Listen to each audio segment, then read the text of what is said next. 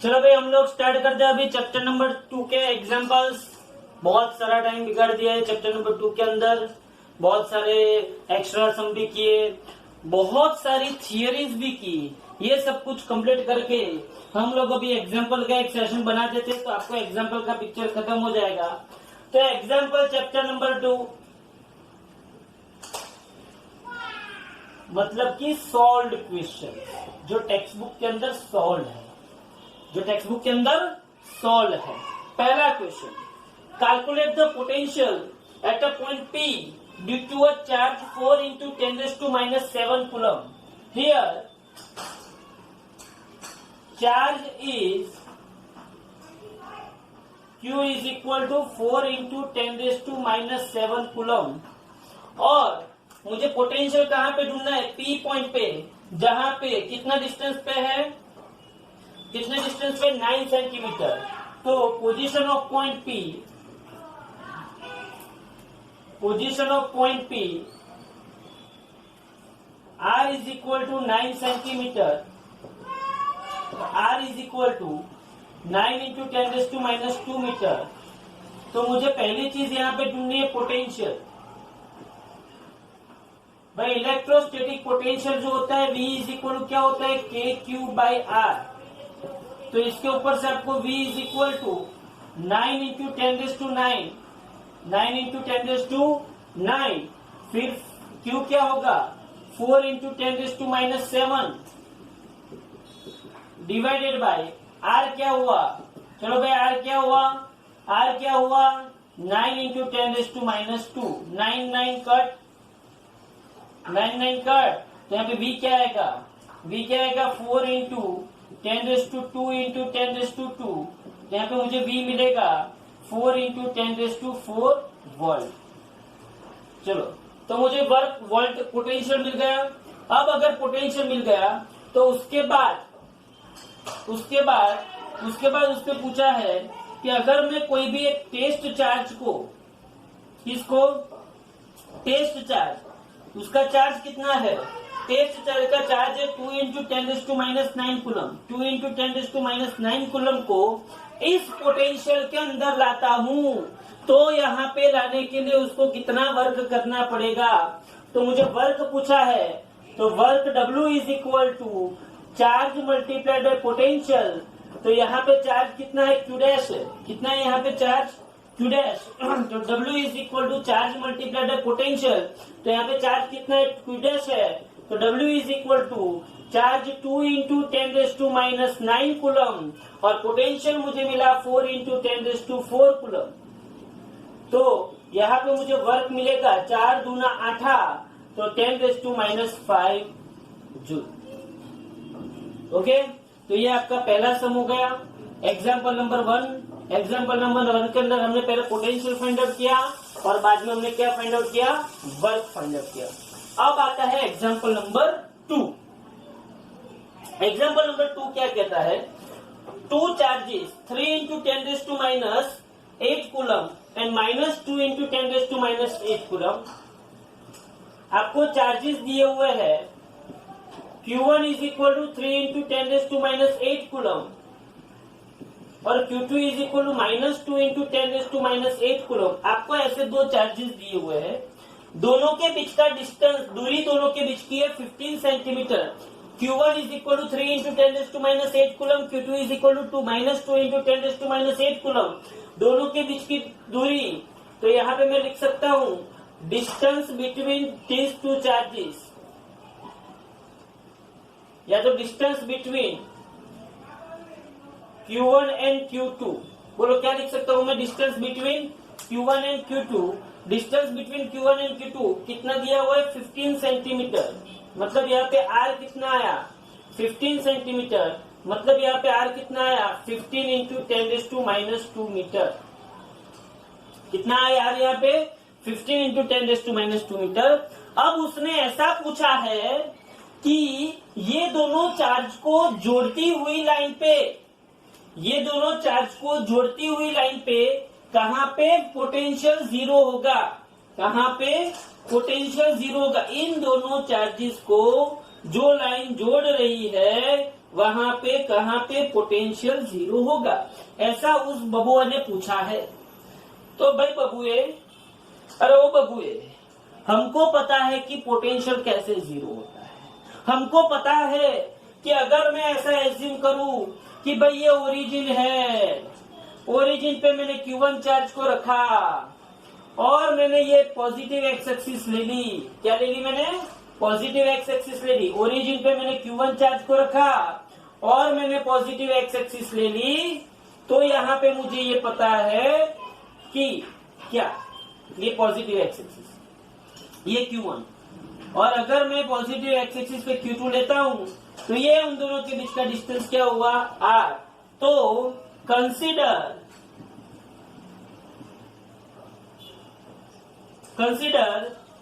Charge Q1, consider charge Q1 at the origin. Okay, now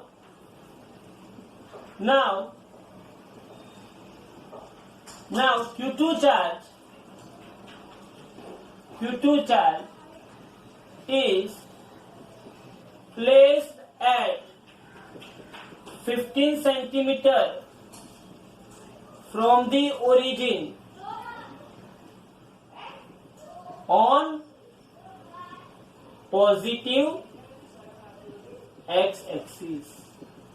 तो मैंने Q2 charge को origin पे positive x axis पे रखा। वाह भाई, बढ़िया, very good. Assuming,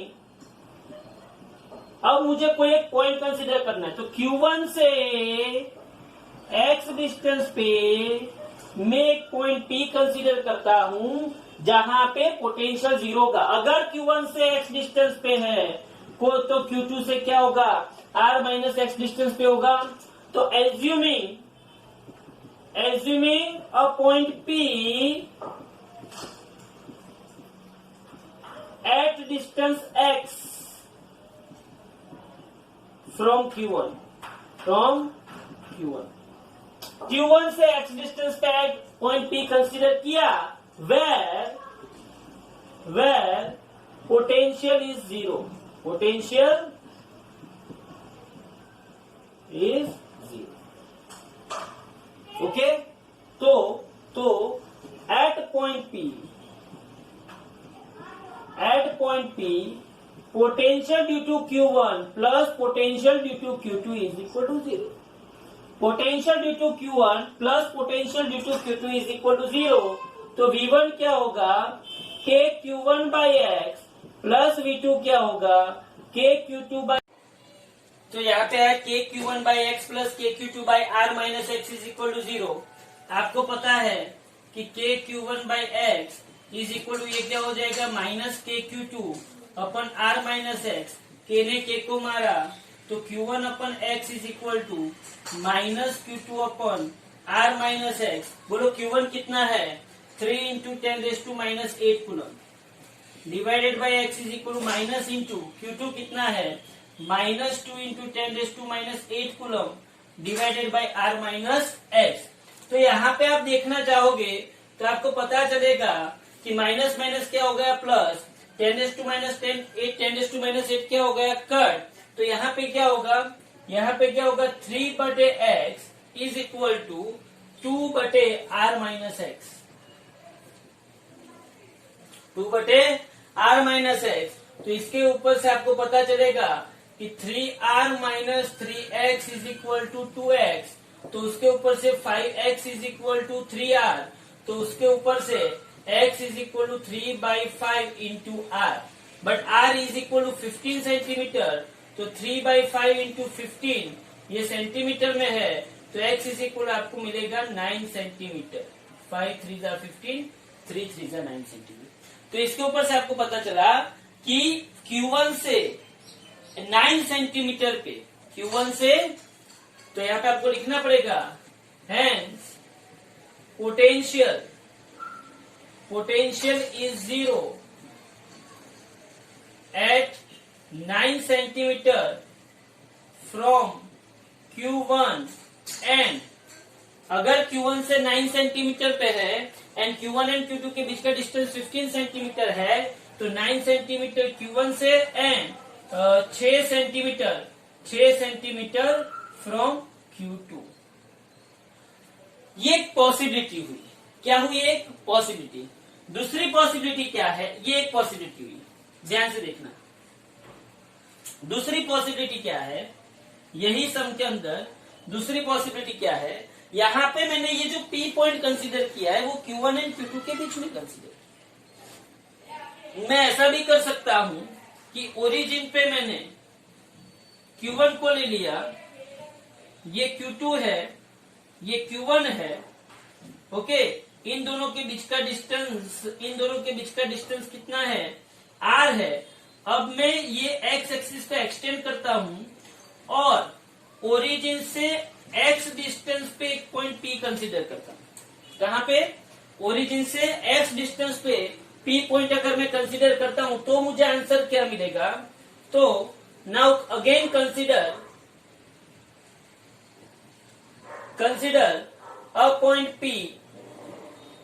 a point P at distance x from Q1 on extended axis, okay. तो यहाँ पे x डिस्टेंस पे मैंने P पॉइंट कंसीडर किया। Potential is 0 at point, potential is 0 at point P। तो यहाँ पे V1 plus V2 is equal to क्या होगा? V1 plus V2 is equal to क्या होगा? 0। तो V1 Q1 की वजह से पोटेंशियल, अच्छा Q1 से P पॉइंट का डिस्टेंस x, तो Q2 से क्या होगा? Q2 से क्या होगा? R प्लस x होगा। हाँ, तो Q1 से ये पॉइंट का डिस्टेंस x है, तो Q2 से कितने डिस्टेंस पे होगा? ये R प्लस x डिस्टेंस पे होगा। तो यहाँ पे आएगा k Q1 बटे x प्लस k Q2 बटे R plus x is equal to 0। k Q1 बटे x प्लस k Q2 बटे R plus x is equal to 0। तो यहाँ पे आएगा k Q1 बटे x is equal to minus k Q2 upon R plus x। k ने k को मारा, Q1 कितना है? 3 into 10⁻⁻8 coulomb, 3 into 10⁻⁻8 coulomb divided by x minus 2 into 10⁻⁻8 coulomb divided by R plus x। 10⁻⁸ गए तो 3 bye x अपन 2 अपन R plus x। तो यहाँ पे क्या आएगा? 3R plus 3x is equal to 2x। क्या है यहाँ पे? 3R plus 3x is equal to 2x। तो अब आप क्या कर सकते हो? 3R plus 3x is equal to क्या है आपको? 2x। अब आप क्या कर सकते हो? देखो यहाँ पे 3R plus 3x is equal to 2x। लेकिन रुको, यहाँ पे ये R है भाई, यहाँ पे कुछ गलती की है। देखो ये R, ये x, तो Q2 से इसका डिस्टेंस क्या होगा? ये R है और ये पूरा x है, तो Q2 से यहाँ पे डिस्टेंस क्या होगा? x माइनस R होगा। देखो ध्यान से, Q2 से यहाँ पे डिस्टेंस क्या होगा? x minus R। तो यहाँ पे होगा x माइनस R, तो यहाँ पे आएगा x माइनस R। तो यहाँ पे भी क्या आएगा? x minus R। तो बहुत बड़ी गलती कर दी भाई। यहाँ पे ये R डिस्टेंस पे Q1 एंड Q2 है, ये P पॉइंट जो है वो Q2 से कितनी दूरी पे होगा? तो ये x, ये R, तो यहाँ पे आएगा x माइनस R। मैं सोचू कि नेगेटिव में आंसर क्यों आता है। चलो यहाँ पे ये x माइनस R है, ये x माइनस R, तो यहाँ पे ये हुआ 3x minus 3R is equal to 2x। तो यहाँ पे हुआ 3x minus 2x is equal to 3R। तो यहाँ पे हुआ x is equal to 3 into 15 centimetre. तो यहाँ पे हो गया 45 सेंटीमीटर। ओके, तो ये मोस्ट एमपी सम, मोस्ट एमपी सम। इसके दो केस, एक केस के अंदर आप क्या करोगे? दो चार्ज के बीच में मतलब कहीं पे भी P पॉइंट कंसीडर करोगे x डिस्टेंस पे, और दूसरे केस में आप क्या करोगे? दोनों चार्ज के बाहर आप P पॉइंट कंसीडर करोगे, जहां पे पोटेंशियल क्या होगा? 0 होगा। चलो ये दो सम हो गए, example number 1 and example number 2। Example number 3 जो है वो थियोरेटिकल है कि show the field lines of the positive and negative, मतलब पॉजिटिव में इलेक्ट्रिक फील्ड बाहर निकलेगी, नेगेटिव में इलेक्ट्रिक फील्ड अंदर घुसेगी, ये सब कुछ है, उसका कोई लेना देना नहीं, सिंपल है। एग्जाम्पल नंबर 4, एग्जाम्पल नंबर 4 देखो यहाँ पे, example number 4, example number 5, examples के अंदर अब ये 5 नंबर का सम देखते हैं, ध्यान से देखो। 3 नंबर का थियोरेटिकल है, 4 नंबर का हो गया है, तो ये 5 नंबर का सम ध्यान से देखो। एग्जाम्पल के अंदर 5 नंबर का sum, determine the electrostatic potential energy of a system consisting of a charges. चलो दो चार्ज है, Q1 is equal to 7 microcoulomb, मतलब 7 into 10⁻⁻6 coulomb, and Q2 is equal to, आपके पास दूसरा चार्ज है -2 माइक्रोकूलम, -2 माइक्रोकूलम, मतलब -2 इंटू 10⁻⁻6 कूलम। इसके आपको electrostatic potential energy find out करनी है। तो पहला क्वेश्चन, इसका इलेक्ट्रोस्टैटिक पोटेंशियल एनर्जी क्या होगी? तो इलेक्ट्रोस्टैटिक पोटेंशियल एनर्जी यहाँ पे U का इक्वेशन आएगा K Q1 Q2 divided by R। अब ये दोनों चार्ज पार्टिकल के बीच का डिस्टेंस कैसे पता चलेगा? तो हियर R1 जो है, R1 क्या है? -9,0,0, -9,0,0 सेंटीमीटर, और R2 क्या है? +9,0,0 सेंटीमीटर। सो मैं ऐसा लिख सकता हूँ कि R is equal to R2 minus R1।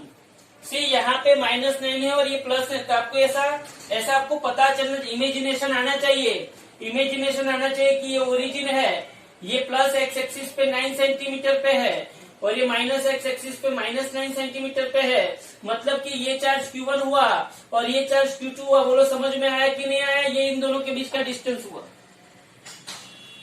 समझना। ये -9 सेंटीमीटर पे, ये सपोज कि ये Q1 है और ये क्या है? Q2। ये -9 सेंटीमीटर पे है और ये +9 सेंटीमीटर पे है। Q1 यहाँ पे -9, Q2 यहाँ पे +9 सेंटीमीटर पे, तो दोनों के बीच का डिस्टेंस कितना होगा? तो R is equal to, R2 कितना है? R2 कितना है?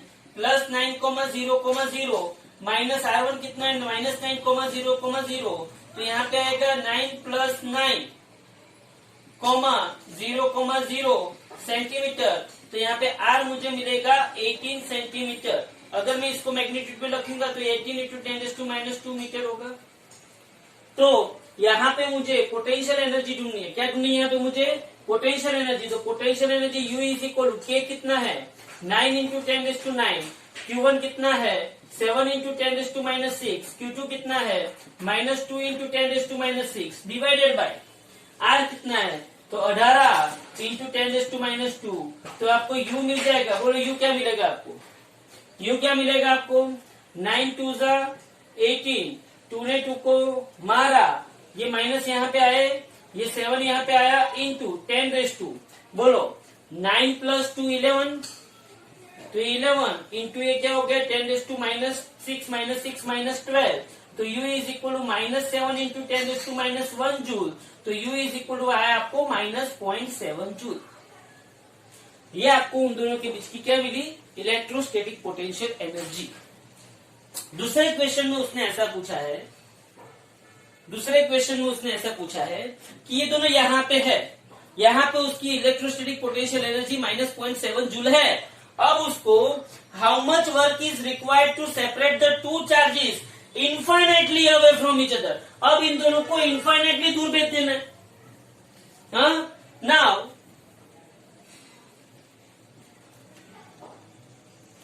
We want to separate these two charges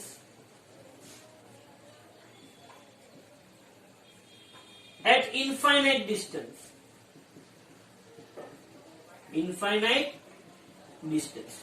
तो इनफाइनाइट डिस्टेंस पे पोटेंशियल एनर्जी क्या होगी? बोलो कौन बताएगा इनफाइनाइट डिस्टेंस पे पोटेंशियल एनर्जी क्या होगी?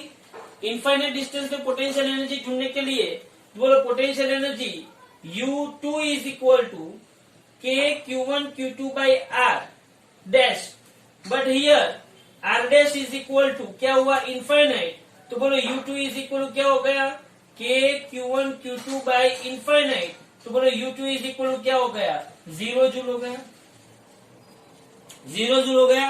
Now work is equal to, मुझे कितना वर्क हुआ वो ढूंढना है, तो now work is equal to charge multiplied by change in potential energy, या तो work is equal to change in potential energy अगर लिखू, वर्क इज इक्वल टू क्या लिखू, चेंज इन पोटेंशियल एनर्जी, तो वर्क इज इक्वल टू क्या होगा, U2 minus U1, तो work is equal to U2 कितना है 0, U2 कितना है 0, और इनिशियल पोटेंशियल एनर्जी U1 कितनी है माइनस 0.7 जूल, तो आपको यहाँ पे वर्क कितना करना पड़ेगा 0.7 जूल। तो ये पॉइंट सी, जब ये दोनों चार्ज एक्स एक्सिस पे यहाँ पे -9 सेंटीमीटर और यहाँ पे +9 सेंटीमीटर पे थे, तब उन दोनों के बीच में पोटेंशियल एनर्जी कितनी थी, -0.7 जूल थी। बाद में ऐसा पूछा कि इन दोनों चार्ज को इनफाइनाइट डिस्टेंस पे ले जाना है, तो सीधी सी बात है, आर की जगह पर अगर आप इनफाइनाइट रखोगे तो पोटेंशियल एनर्जी क्या हो जाएगी, 0 हो जाएगी, तो वर्क इज इक्वल टू क्या होगा, U2 माइनस U1, U2 0 है, U1 माइनस 0.7 है, तो माइनस माइनस प्लस क्या हो गया 0.7 हो गया। ये दूसरे क्वेश्चन का आंसर। अब इसका जो सी सेक्शन है, कौन सा सेक्शन है इसका, सी सेक्शन, वो ध्यान से देखो। सी सेक्शन में उसने क्या पूछा है, suppose that the same system of charges is now placed in an external electric field. Here external electric field E is equal to, यहाँ पे दी गई है A into 1 divided by R square। आपको एक्सटर्नल इलेक्ट्रिक फील्ड दी गई है E is equal to A into 1 divided by R square, where A is equal to आपको दिया गया है 9 into 10⁵ कूलम पर मीटर स्क्वायर, ऐसा आपको दिया गया है। तो suppose that the same system of charges is now place in an external electric field, this what would be the electrostatic energy of the configuration be. इस इलेक्ट्रिक फील्ड के अंदर अगर ये चार्जेस को रखा जाए, ये सिस्टम को रखी जाए, तो इस सिस्टम की टोटल एनर्जी कितनी होगी। चलो यहां पे इसको समझने के लिए देखो, पोटेंशियल ऑन चार्ज Q1 क्या होगा, Q1 चार्ज पे पोटेंशियल क्या होगा। तो आप लोगों को शायद मैंने बोला था पहले भी, E इज इक्वल टू किसकी बाई डी होती है, V बाई डी होती है। बोलो E इज इक्वल टू किसकी बाई डी होती है, V बाई डी। तो V इज इक्वल टू क्या होता है, E इंटू डी होता है, V is equal to E into D होता है। अगर D की जगह पे मैं R रख दू, D की जगह पे मैं R रख दू, तो V is equal to ER होगा। तो यहाँ पे potential on charge Q1, V1 is equal to E into R1, E into R1, ध्यान से समझना। लेकिन मुझे पता चला कि E इज इक्वल टू तो A बाई R1 स्क्वायर है, तो मैंने लिखा भाई A by R1 square into R1, R1 ने R1 को मारा, तो बोलो V1 is equal to A by R1 मिला कि नहीं मिला। सी, ये पोटेंशियल किसकी वजह से है, ये पोटेंशियल ऑन चार्ज Q1 किसकी वजह से, ये इलेक्ट्रिक फील्ड की वजह से। V1 क्या मिला, A by R1। Similarly potential on charge Q2, potential on charge Q2 due to this electric field, तो V2 is equal to ER2, V2 is equal to ER2, लेकिन E क्या है, A by R2 square into R2 cut हुआ, तो V2 is equal to क्या हो गया, A by R2। बोलो मुझे V1 V2 मिल गए। अब यहाँ पे मुझे टोटल एनर्जी जब ढूंढनी है, टोटल एनर्जी मतलब क्या होता है, टोटल एनर्जी मतलब क्या होता है कि इंडिविजुअल एनर्जी किस चार्ज की, Q1 चार्ज की। बोलो Q1 चार्ज की एनर्जी क्या होगी, Q1 V1 plus Q2 charge की एनर्जी क्या होगी, Q2V2 प्लस दोनों की म्यूचुअल इलेक्ट्रोस्टैटिक पोटेंशियल एनर्जी क्या होगी, दोनों की म्यूचुअल इलेक्ट्रोस्टैटिक पोटेंशियल की एनर्जी क्या होगी, KQ1Q2/R। फिर से क्या बोला मैंने, टोटल एनर्जी पहले चार्ज की V1 पोटेंशियल के अंदर V1 पोटेंशियल के अंदर Q1V1, दूसरे चार्ज की V2 पोटेंशियल के अंदर Q2V2 और दोनों चार्ज की म्यूचुअल पोटेंशियल एनर्जी KQ1Q2/R क्या होगा, KQ1Q2/R। अब आप यहाँ पे देखो, आप अगर यहाँ पे देखोगे तो क्या होगा, यहाँ पे V1 इज इक्वल क्या है, ये Q1 का Q1, V1 इज इक्वल क्या है A/R1 प्लस ए Q2 का Q2, V2 is equal to A/R2 plus ये KQ1Q2/R, KQ1Q2/R अपने को क्या मिलता था, -0.7, तो ये तो -0.7 आ गया। अब Q1 की वैल्यू रखो, Q2 की वैल्यू रखो, और ए तो दोनों में कॉमन है और R1 R2 भी दोनों में सेम है। R1 का मैग्नीट्यूड लोगे तो भी 9 सेंटीमीटर आएगा और R2 का मैग्नीट्यूड लोगे तो भी कितना सेंटीमीटर आएगा, 9 सेंटीमीटर। तो यहाँ पे देखो क्या क्या कॉमन निकलेगा, A/R1 एंड R2,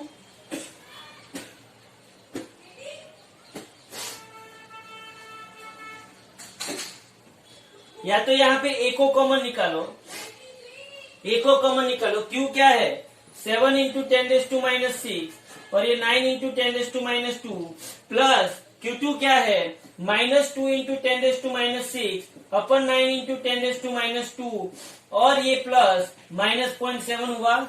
इसको सॉल्व करो, ए की वैल्यू क्या रखी है, ए की वैल्यू 9 इंटू 10⁻5 क्या है, ए की वैल्यू 9 इंटू 10⁻5। ओके, ए की वैल्यू है 9 इंटू 10⁻5, ये 9 इंटू 10⁻2 यहाँ पे कॉमन निकलेगा, ये 10⁻6 भी यहाँ पे कॉमन निकलेगा, तो यहाँ पे क्या बचेगा 7, यहाँ पे क्या बचेगा -2 और यहाँ पे क्या बचेगा -0.7।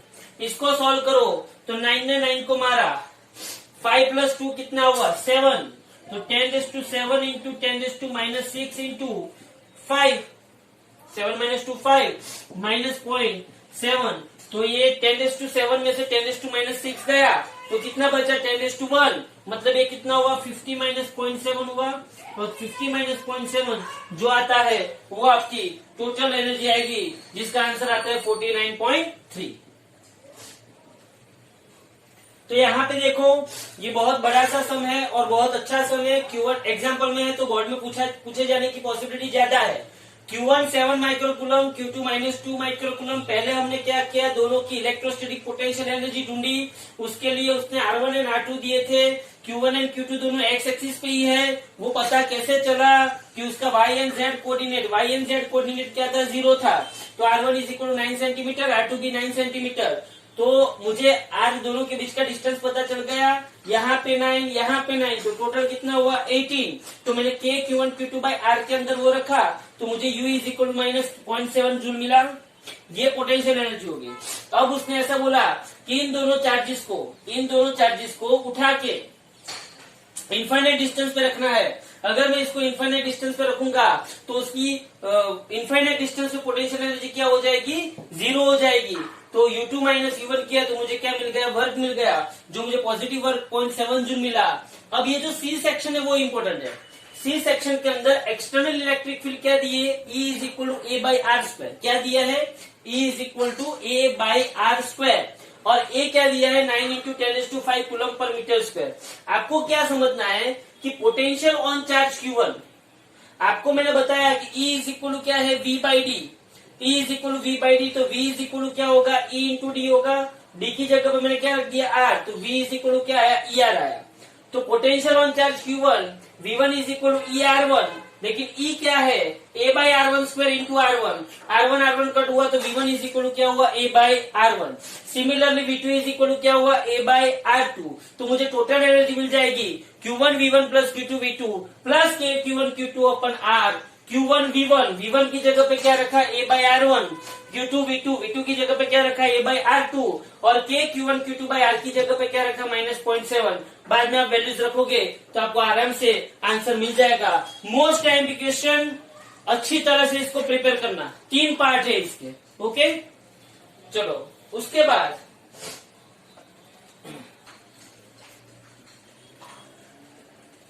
Now example number 6। Example number 6 के अंदर क्या बोला गया, ध्यान से देखो। उसने ऐसा पूछा है कि molecule of a substance has a permanent electric dipole moment of magnitude 10⁻19 coulomb into metre. Permanent dipole moment P is equal to 10⁻29 coulomb into metre. One molecule की इतनी परमानेंट डाइपोल मोमेंट है, ओके। अगर one molecule की इतनी permanent dipole moment है, हाँ, और अगर उसका 1 मोल ले लो, क्या ले लो 1 मोल, तो 1 मोल में कितने मॉलिक्यूल होते हैं, तो कि 6.023 इंटू 10⁻23। तो रफली 1 मोल के अंदर कितने मॉलिक्यूल होते हैं, 6.6 इंटू 10⁻23 मॉलिक्यूल। तो मैं क्या बोल सकता हूं कि एक मॉलिक्यूल जो है, एक मॉलिक्यूल की dipole moment 10⁻29 coulomb into metre है, तो 6 इंटू 10⁻23 मॉलिक्यूल्स की डाइपोल मोमेंट कितनी। तो total dipole moment of the substance,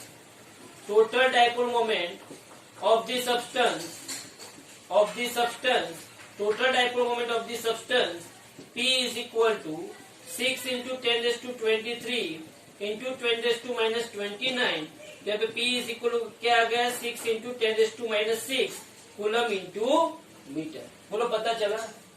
एक मॉलिक्यूल की dipole moment 10⁻29 coulomb into metre है, एक मॉलिक्यूल की, तो 6 इंटू 10⁻23 मॉलिक्यूल्स की टोटल डाइपोल मोमेंट कितनी होगी, तो मुझे मिला 6 इंटू 10⁻6 कूलम इंटू मीटर। अब देखो, अब उसने ऐसा बोला कि इन लोगों को इलेक्ट्रिक फील्ड में रखा हुआ है। ये इलेक्ट्रिक फील्ड कितने का है, 10⁻6 वोल्ट पर मीटर। कितना इलेक्ट्रिक फील्ड है, 10⁻6 वोल्ट पर मीटर। अब उसको सडनली, ये डाइपोल ऐसा है, अब उसको सडनली 60 डिग्री का चेंज करवाते हैं। कितने डिग्री का, 60 डिग्री का चेंज करवाते हैं, तो उसकी कितनी पोटेंशियल एनर्जी का लॉस हीट एनर्जी में होगा। डाइपोल जो होता है ना, आप लोगों को मैंने पिछली बार भी बोला था कि आप लोग क्लास के अंदर बैठे हुए हो, आप लोग डाइपोल्स हो, आप लोग ऐसे आराम से बैठे हुए हो, किसी को देख रहे हो, कोई आपको देख रहा है, कुछ भी कर रहे हो, आप लोग क्लास में ऐसे बैठे हुए हो, आराम से ऐसे आप बैठे हुए हो, और external electric field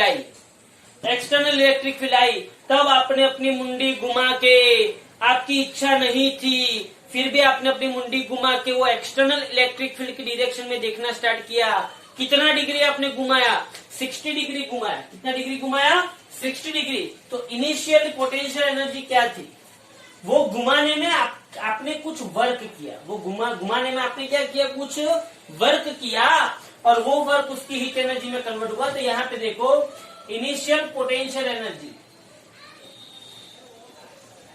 of dipole when theta is equal to 0, u1 is equal to minus PE cos theta। याद है u is equal to क्या था, माइनस P डॉट E, मतलब कि u1 is equal to क्या हुआ, माइनस PE cos theta। तो u1 is equal to minus P कितना है, 6 इंटू 10⁻6।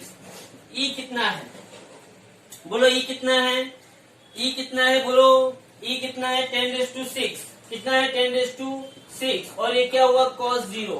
भाई cos 0 कितना होता है, तो -6, 10⁻6 10⁻6 चला गया, और cos 0 1 होता है, तो U1 इज इक्वल टू कितना जूल हुआ, -6 जूल हुआ। अच्छा भाई, अब उसने क्या किया, ये इनिशियल पोटेंशियल एनर्जी थी, क्या थी, इनिशियल पोटेंशियल एनर्जी। ना फाइनल पोटेंशियल एनर्जी,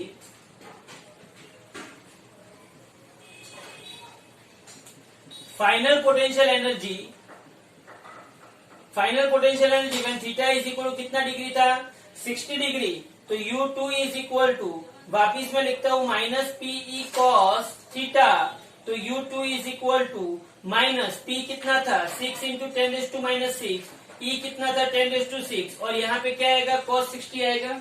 अच्छा भाई, cos 60 आएगा तो U2 इज इक्वल टू -6 गए, cos 60 कितना हुआ, 1/2, तो U2 इज इक्वल टू कितना आया, -3 जूल आया। तो पोटेंशियल एनर्जी में चेंज हुआ। पोटेंशियल एनर्जी में चेंज क्यों हुआ, क्योंकि आप लोग आराम से आप किसी को देख रहे थे और इलेक्ट्रिक फील्ड आया, तो आपने अपनी मुंडी घुमाई, आपने अपनी मुंडी गुस्से में घुमाई, आपने कुछ अच्छे से श्लोक भी बोले, क्यों, क्योंकि एक्सटर्नल इलेक्ट्रिक फील्ड आया, तो आपका एलिमेंट क्या हुआ, चेंज हुआ, तो कुछ गर्मी क्रिएट हुई आपके अंदर। तो यहाँ पे डाइपोल में भी वो जो गर्मी क्रिएट होती है, वो जो हीट एनर्जी क्रिएट होती है, वो इसके चेंज के जितनी होती है। तो यहाँ पे change in potential energy, is equal to U2 minus U1 -3 -6, तो यह कितना आया, 3 जूल आया। कितना आया, 3 joule. This much amount of energy released by the substance in the form of heat in aligning its dipoles. So here 3 joule energy releasing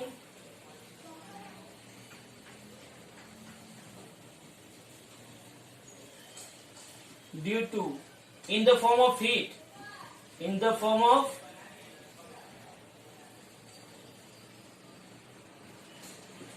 to align dipoles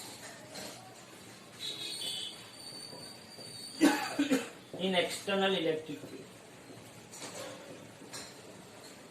बोलो, पता चला। तो ये है 6 नंबर का न्यूमेरिकल, नॉर्मल न्यूमेरिकल है। अब example number 2.8,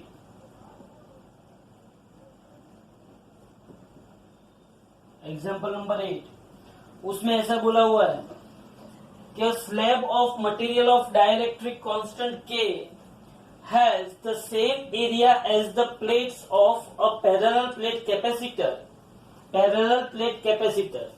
तो यहाँ पे मेरे पास एक पैरेलल प्लेट कैपेसिटर है,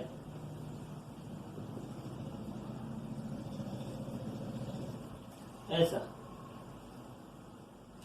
ये कैपेसिटर है। ये जो कैपेसिटर है, अगर ये कैपेसिटर के बीच में कुछ नहीं है, मतलब कि कोई भी और मुझे एयर है ऐसा समझ लो, when there is no medium between two plates of the capacitor,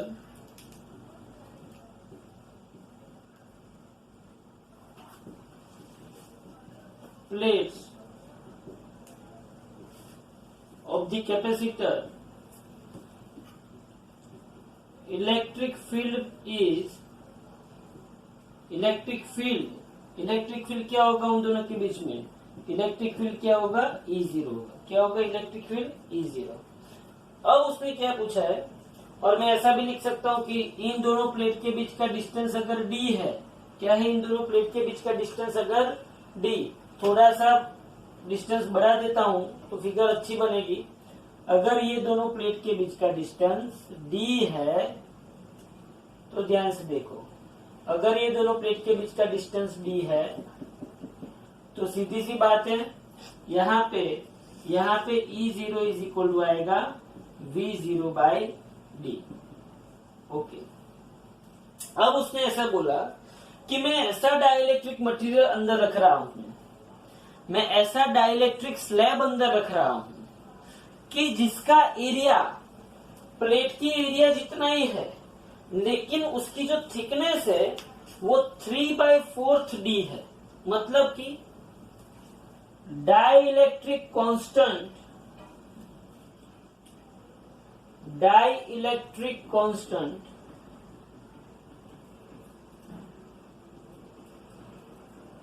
of this slab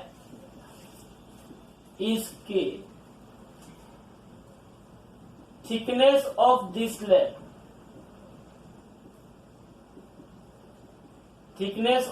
slab is 3/4d।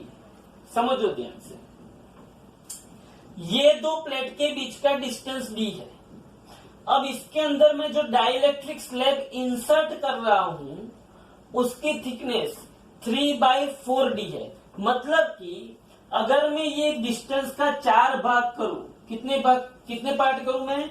4, 1, 2, 3 और ये 4। तो ये एक फर्स्ट पार्ट हुआ, ये सेकंड पार्ट हुआ, ये थर्ड पार्ट हुआ और ये फोर्थ। तो इसमें से 3/4d अगर मैं डाइइलेक्ट्रिक स्लैब रख देता हूं, 3/4d पार्ट का अगर मैं क्या रख देता हूं, डाइइलेक्ट्रिक स्लैब रख देता हूं, तो मतलब कि ये मैंने डाइइलेक्ट्रिक स्लैब यहां पे कितने का रख दिया, 3/4d का मैंने डाइइलेक्ट्रिक स्लैब रख दिया। अब जहां पे डाइइलेक्ट्रिक मीडियम नहीं है वहां पे इलेक्ट्रिक फील्ड क्या होगी, E0। जहां पे डाइइलेक्ट्रिक है वहां पे इलेक्ट्रिक फील्ड E0/K होगी। आप लोगों को पता है कि वैक्यूम के अंदर फोर्स कितना लगता है, F, लेकिन मीडियम के अंदर फोर्स कितना लगता है, F/K। सिमिलरली डाइइलेक्ट्रिक मीडियम के अंदर इलेक्ट्रिक फील्ड कितना हो जाता है, E0/K। तो यहाँ पे मैंने डाइइलेक्ट्रिक स्लैब इंट्रोड्यूस किया, तो ये जो डाइइलेक्ट्रिक स्लैब मैंने इंट्रोड्यूस किया उसका इलेक्ट्रिक फील्ड कितना हुआ, E0/K। कहाँ पे, 3/4d पे। अगर ये 3/4d है तो बाकी का पार्ट 1d/4 होगा। समझ में आ रहा है? टोटल d, उसमें से 3/4d यहाँ पे चला गया, तो यहाँ पे क्या होगा, d/4। Okay fine. अब देखो यहाँ, अब उसने ऐसा पूछा है, how is the capacitance changed when the slab is inserted between the plate. How is capacitance is change. अच्छा, उसने ऐसा पूछा है, तो मैं यहाँ पे ऐसा समझू कि now potential difference between these two plates, between two plates, V is equal to, generally क्या होता है, V is equal to generally होता है, मैंने आप लोगों को बोला था कि E is equal to V/D, E is equal to V/D, तो V इज इक्वल टू क्या होगा, यहाँ पे ED होगा। तो यहाँ पे V is equal to ED है, लेकिन यहाँ पे इलेक्ट्रिक फील्ड दो प्रकार की है, तो मैं यहाँ पे ऐसा रख सकता हूं कि V/V is equal to E1D1 plus E2D2। अब यहाँ पे V is equal to E1 मतलब क्या हुआ, E1 मतलब क्या हुआ, सपोज कि मैं E1 इसको ले लू, तो E1 is equal to E0 और ये D1 is equal to D/4, ये E2 is equal to E0/K और D2 is equal to 3/4D। तो E1 कितना है, तो E1 मेरे पास है E0 और D1 कितना है, D1 मेरे पास है D/4 प्लस E2 कितना है, E2 मेरे पास है E0/4, E0/K और D2 कितना है, तो D2 मेरे पास है 3/4D। समझ में आ रहा है? ये डाइइलेक्ट्रिक स्लैब जब मैंने इंट्रोड्यूस किया, तब इसके अंदर का इलेक्ट्रिक फील्ड कितना पार्ट हुआ, Kth पार्ट हुआ। ओके, तो और वो कितने डिस्टेंस में, 3/4d इसकी थिकनेस है, तो E0/K 3/4d, ये भी हो गया, ये E0 और ये D/4। ओके, तो V इज इक्वल टू, अगर मैं देखने जाऊं, V इज इक्वल टू, अगर मैं, तो कॉमन कौन निकलेगा, E0D/4 को अगर मैं कॉमन निकालूं तो यहाँ पे क्या बचेगा, 1 बचेगा, प्लस E0D/4 कॉमन निकला तो यहाँ पे क्या आया 3/k। तो v is equal to E0d/4, यहाँ पे आएगा k प्लस 3/k आया। क्या आया? k plus 3/k। बट आपको पता है कि इनिशियल पोटेंशियल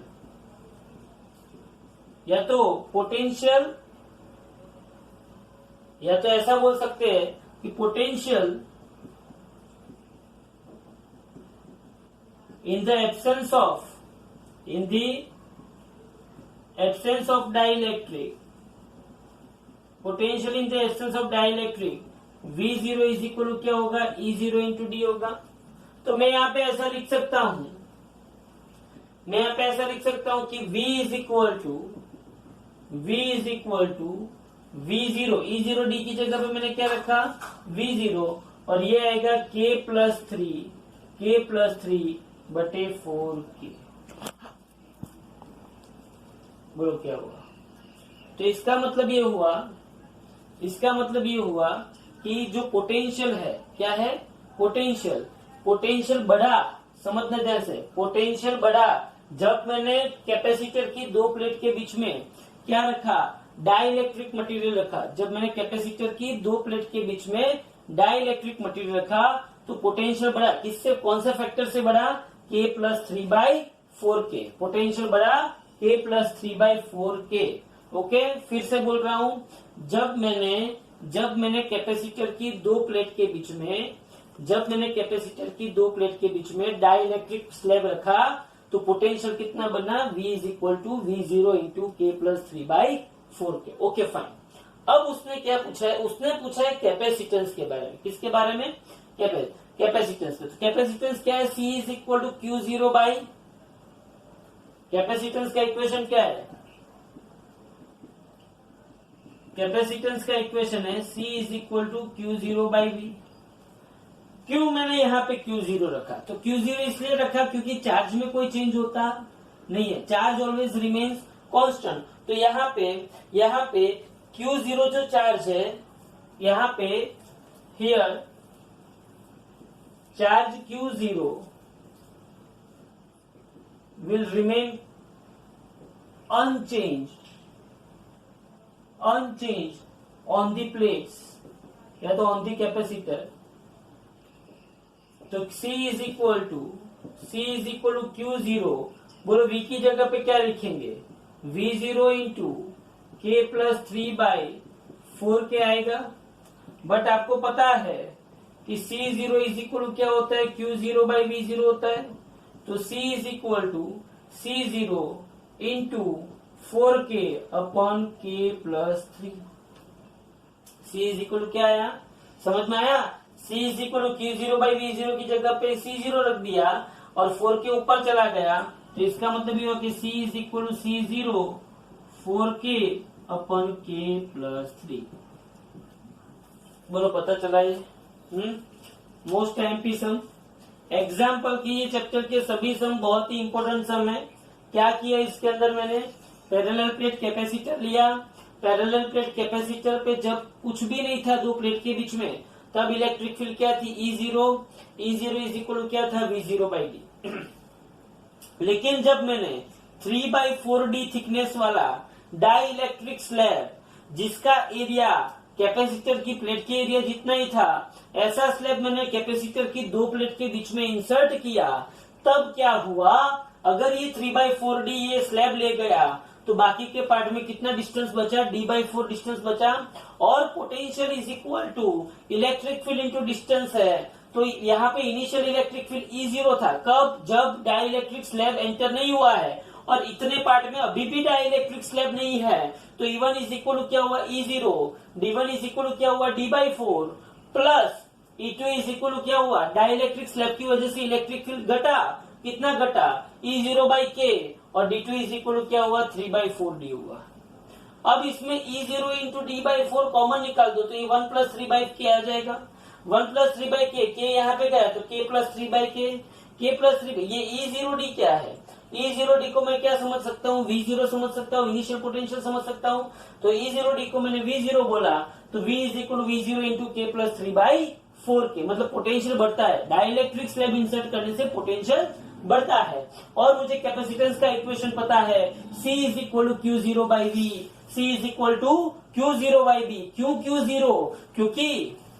क्योंकि जब कैपेसिटर की दो प्लेट के बीच में कुछ नहीं था, मतलब कि कोई मीडियम नहीं था, मतलब कि एयर थी, तब उसके ऊपर का चार्ज जितना था उतना ही चार्ज जब मैं कैपेसिटर की दो प्लेट के बीच में डाइलेक्ट्रिक रखता हूं तभी रहता है, वो कोई चेंज होता नहीं है। तो C is equal to Q0 by V. Q0 V की जगह पर मैंने रखा V0, K प्लस 3/4K, आपका आंसर आ गया। ओके, तो ये था example number 8। Okay, example number 2.8 हो गया। अब एग्जाम्पल नंबर 2.9। एग्जाम्पल 2.9। अब ये एग्जाम्पल थोड़ा सा आपको समझना पड़ेगा। ये एग्जाम्पल के अंदर आप लोगों को बताया गया है, एक सर्किट सोल्व करनी है आपको। कैपेसिटर की आपके पास 4 कैपेसिटर है।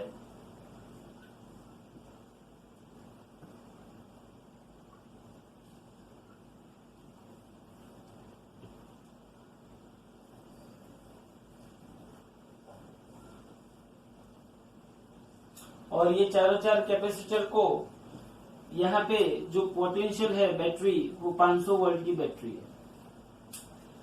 अब ये capacitor C1, C2, C3, C4, ये कैपेसिटर C1 है, ये C2 है, C3 और ये C4। अब यहाँ पे देखो, पहले तो मेरी बात सुनो। यहाँ पे C1 is equal to C2 is equal to C3 is equal to C4 is equal to कितना माइक्रोफेराड दिया है? 10 माइक्रोफेराड। मतलब चार कैपेसिटर का मैग्नीट्यूड सेम है। सही बात है, चलो बहुत बढ़िया, कोई टेंशन नहीं है। चार कैपेसिटर का मैग्नीट्यूड क्या है? सेम है। पहला क्वेश्चन उसने ऐसा पूछा है, the equivalent capacitance of the network. पहला question, equivalent capacitance of the network, of the given network। अब भाई इक्विवेलेंट कैपेसिटेंस में कैसे लाऊं? सुनो ध्यान से। पहली तो बात आपको एकदम देसी मेथड पता चलनी चाहिए कि यहां से मैंने बैटरी का सप्लाई दिया, ये पॉइंट पे क्या बनता है? जंक्शन बनता है। इस पॉइंट पे जंक्शन कैसा बनता है? ये एक रास्ता, ये दो रास्ता और ये तीसरा रास्ता। ये पॉइंट पे जंक्शन बनता है, ये भी पॉइंट पे जंक्शन बनता है। मतलब अभी इसके बारे में कोई बात करने की नहीं है। लेकिन जब मैं C1 कैपेसिटर से C2 पे गया और C2 से C3 पे गया, C1 से C2 पे गया, तो एक रास्ता जाने का और एक रास्ता आने का। C2 से C3 गया तो एक रास्ता जाने का और एक रास्ता आने का। मतलब कि मुझे C1, C2 और C3 के बीच में सिर्फ दो ही रास्ते मिले, दो से ज्यादा रास्ते नहीं मिले। इसका मतलब ये हुआ कि C1, C2 एंड C3 तीन कौन से कनेक्शन में है? सीरीज कनेक्शन में है। तो मैं यहां पे ऐसा लिख सकता हूं, here C1, C2 and C3 are connected in series manner. Okay, so equivalent capacitance, so equivalent capacitance 1/, series में क्या होता है? 1/C' is equal 1/C1 plus 1/C2 plus 1/C3। तो आपको पता होना चाहिए कि 1/C' is equal 1/10 plus 1/10 plus 1/10। तो आपको ये भी पता होना चाहिए कि 1/C' is equal to 3/10 microfarad. Sorry, 1/C' is equal to 3/10। तो C' इज इक्वल आपको क्या मिला? 10/3 माइक्रोफेराड। ये आपको C' मिला। C' मिला मतलब ये आपको क्या मिला? ये एक C', ये उसके पैरेलल C4 और ये उसके पैरेलल बैटरी। अब इसको देख के आपको तुरंत पता चलेगा कि C4 से C' जाना है। C4 से कहां पे जाना है? C' जाना है। तो यहाँ पे आपको क्या मिलता है? जंक्शन मिलता है। मतलब कि C4 से C' जाओगे तो ये एक रास्ता, ये दूसरा रास्ता और ये तीसरा रास्ता। तो here we can say that here C' and C4 are in parallel connection. Parallel connection में है भाई। कौन कौन? C' and C4 are in parallel connection. So resultant C equivalent क्या होगा?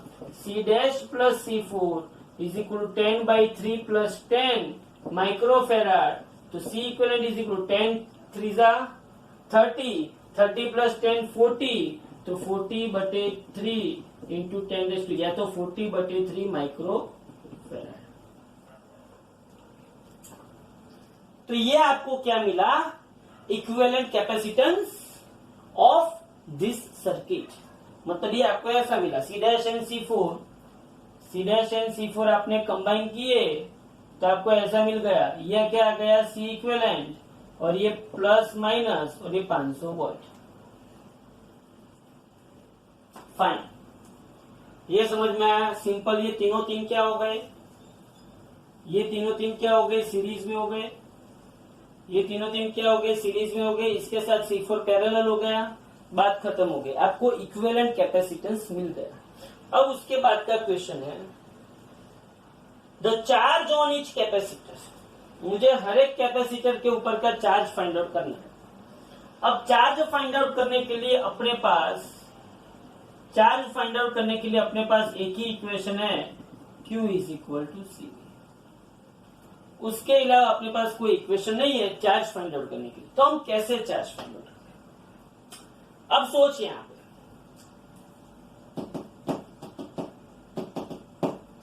मुझे इक्विवेलेंट कैपेसिटेंस मिल गया है। उसको मैंने सप्लाई कितना दिया? 500 वोल्ट का। तो मेरे पास 500 वोल्ट मतलब मेरे पास V है, हाँ है। मुझे C इक्विवेलेंट है मेरे पास, हाँ है। तो क्या मुझे इस C इक्विवेलेंट पे, इस इक्विवेलेंट कैपेसिटेंस पे कितना चार्ज डिपॉजिट हुआ होगा वो पता चलेगा कि नहीं चलेगा? चलेगा। इसमें कौन सी बड़ी बात है? तो charge on C equivalent is Q is equal to C equivalent into V। तो Q is equal C equivalent कितना है बोलो भाई? C इक्विवेलेंट कितना है बोलो भाई? C इक्विवेलेंट है 40/3 माइक्रोफेराड मतलब 10⁻⁻⁶ और ये कितना हुआ? 500 हुआ। तो बोलो Q कितना होगा भाई? Q कितना होगा? इसको आप सॉल्व करो। 5 4 जा 20। ओके, तो ये 5 4 जा 20 इंटू ये 20/3 5 4 जा 20/3 और 1 2 3 तो 10⁻³ कूलम। ये मुझे Q इक्विवेलेंट मिल गया। मतलब C इक्विवेलेंट पे इतना चार्ज है। अब ध्यान से देखो, आप लोग अगर देख सको तो आप ध्यान से देखो कि ये 500 वोल्ट का पोटेंशियल डिफरेंस ये दोनों पॉइंट के बीच में है। तो यही 500 वोल्ट का पोटेंशियल डिफरेंस ये दोनों पॉइंट के बीच में भी जाएगा। किसके दो पॉइंट के बीच में? C4 के दो पॉइंट के बीच में। मतलब कि जो 500 वोल्ट का पोटेंशियल डिफरेंस ये दोनों पॉइंट के बीच में है, बैटरी के दो पॉइंट के बीच में है, वही 500, क्योंकि C4 इसके साथ पैरेलल में है। C4 is connected to the parallel to the battery. Okay, तो here potential difference equal to 400 volt is also here। मैं आपको ऐसा बोलूं कि between two plates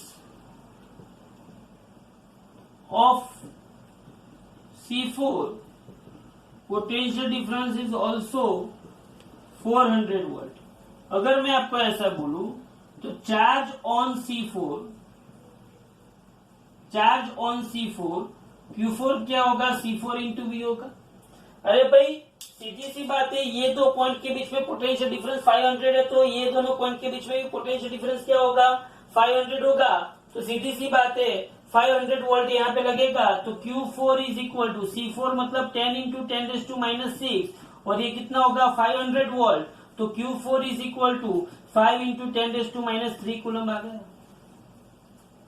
तो मेरे पास 4 कैपेसिटर है, मुझे चारों चार कैपेसिटर पे मुझे इंडिविजुअल चार्ज फाइंड आउट करना है। तो मैंने एक कैपेसिटर पे चार्ज फाइंड आउट कर दिया, कितना मुझे मिला 5 इंटू 10⁻³ कूलम। अब तू ध्यान से देख, चारों चार कैपेसिटर का जो इक्विवेलेंट कैपेसिटेंस था उसके ऊपर चार्ज कितना था 20/3, और उसमें से जो एक पैरेलल था उसके ऊपर चार्ज कितना है 5 इंटू 10⁻³ जो बाकी के 3 है वो तो सीरीज में है ना। तो सीरीज में है उसके ऊपर चार्ज सेम डिपॉजिट होते, इक्वल डिस्ट्रीब्यूट। तो in now C1 C2 and C3 उसके ऊपर चार्ज कितना होगा।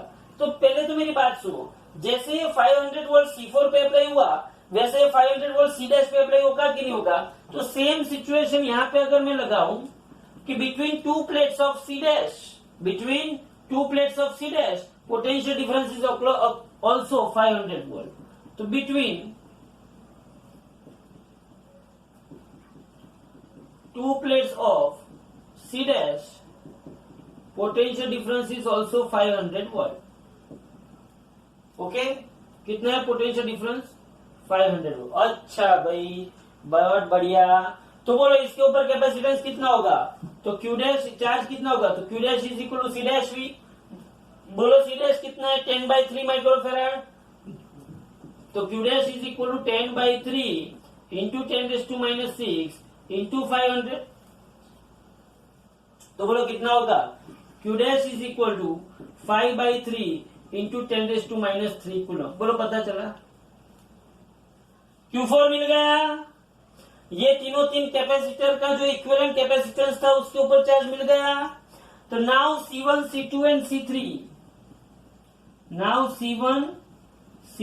C3 are in series connection,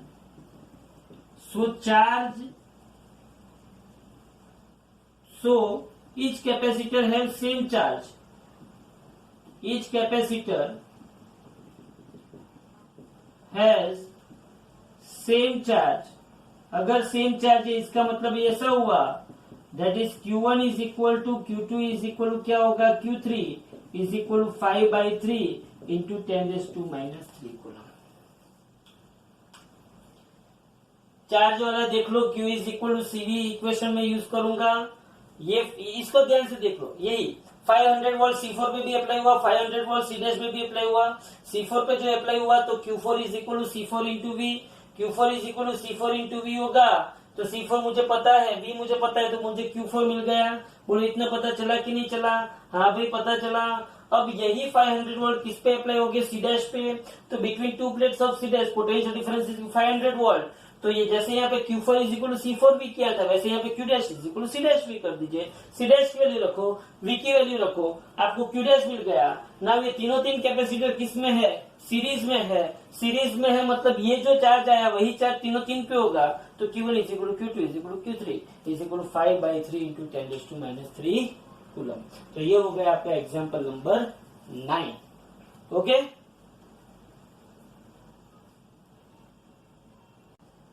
तो एग्जाम्पल के सभी सम मेजोरिटी हो गए हैं। लास्ट वाला जो सम है 10th वाला सम, एक बार क्वेश्चन पढ़ के उसको समझने की ट्राई करना, वो हम लोग लाइव सेशन में करेंगे क्योंकि उसके लिए मुझे आपको कुछ और इक्वेशन बताने हैं। ओके, थियरी खत्म हो गई सेकंड चैप्टर की, एग्जाम्पल खत्म हो गए सेकंड चैप्टर के। अब जो 2 वीडियो आएंगे उसके अंदर सभी एक्सरसाइज के न्यूमेरिकल खत्म हो जाएंगे। ओके, तो आप लोग टेस्ट के लिए प्रिपेयर रहना, कभी भी मैं टेस्ट ले सकता हूँ और सेकंड चैप्टर की पूरी नोट बना के रखना। जैसे ही सेकंड चैप्टर खत्म होगा हम थर्ड चैप्टर पे थोड़ा अच्छी तरह से बैटिंग करना स्टार्ट करेंगे, लेकिन जब तक सेकंड चैप्टर कंप्लीट नहीं होगा तब तक कुछ नहीं होगा। तो सेकंड चैप्टर बहुत अच्छी तरीके से प्रिपेयर कीजिए और उसमें जो भी डाउट है वो मुझे पूछ लीजिए। Thank you very much.